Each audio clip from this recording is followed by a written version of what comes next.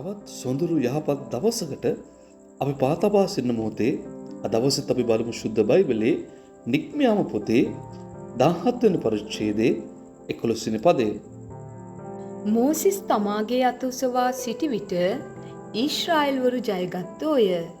ඔහුගේ අත පහත හෙළූ විට අමලෙක්වරු ජයගත්තෝය.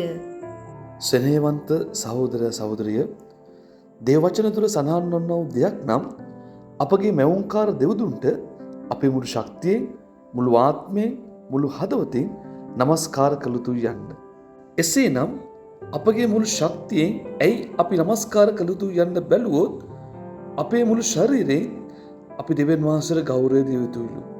ඇයි අපි එන දෙවියන් වහන්සේට අපේ මුළු ශරීරයෙන් ගෞරවය දිය යුත්තේ? ඔබ දන්නවද මේ ගත කරන මොහොත වන විටත් ශරීර දුබල වූ, ඔත්පල වූ කී දෙනෙක් ඇද්ද? හැබැයි දෙව්දුන්ගේ කරුණාව තුළ ඔබත් මාත් ඒ අතර තවම නැහැ.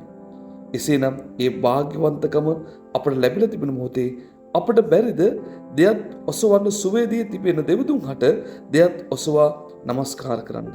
ඔබ දන්නවද අද යක්ෂයා මේ රහස, මේ ක්‍රියාව වහලා දාලා දෙයත් එසීම ලැජ්ජාවක් බවට හරවලා ඔබ කරන්නේ යම් කොට්ටාසයක් එයාලා කරන දේ අපිත් කළොත් අපිත් ඒ විදිහට හිත යන අඥාන සිතුවිල්ල මොළයට කාවද්දලා තිබෙනවා. ඔබ දන්නවද අත් එසවීම යනු දෙවියන් වහන්සේට කරන්නා වූ තවත් එක් নমස්කාරයක් බව. මෙර දෙවියන් වහන්සේ ඊටා ප්‍රසන්නයි. ඒ විතරක් නෙමේ, මේ එක්තරා බලවත් කැපීමක්.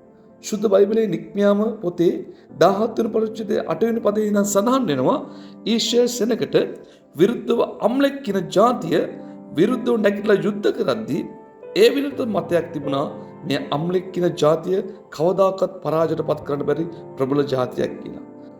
නමුත් මෝසෙස් තම දෙයත් ඔසවා සිටීමේ කැපීම තුළ එම ජාතිය සම්පූර්ණයෙන්ම පරාජයට පත් කළා. ඊශ්‍රායෙල්වරු ජයග්‍රහණ ලැබුණා. මෙට සවන් දෙන මගේ ස්නේහවන්තය, ඔබගේ ජීවිතය තුලත් මෙවැනි ප්‍රබල වූ සතුරෙක්, ප්‍රබල වූ බාධාවක් තුල ඔබ ලතවන ජීවිතයක් නම් ඔබගේ දෙයත් ඉහළට ඔසවා මැවුම්කාර ශුද්ධ දෙවිදුන්ට নমස්කාර කරන්න. ඔබට හිතා ගන්නවත් බැරි වෙයි ඔබට විරුද්ධව ක්‍රියා කළා වූ බොහෝ කාරණා වෙනස් වී ඔබට ජයග්‍රහණය දොරටු විවෘත වෙන ආකාරය. එම නිසා මේ වචනය අපගේ ජීවිතයට ආශිර්වාදයක් කරගමු. අපි යාඥා කරමු. ප්‍රේමණීය පියාණනි, අද දවසේ ඔබගේ ශුද්ධ වචනය ගැන ඔබ වහන්සේට අනේක වරක් ස්තුතියි. ස්වාමීනි, තවත් රහසක්, තවත් එල්දරක් ලෙස අපගේ ජීවිතේට ඔබගේ වචනය අපට මඟ පෙන්වූ නිසා ස්තුතියි. ස්වාමීනි, අත් එසීම තවත් ඔබට කරන්නා වූ নমස්කාරයක් ස්වාමීනි. ඒ තුල ස්වාමීනි බලවත් ආශිර්වාදයක් සැඟවලා තිබෙනවා ස්වාමීනි.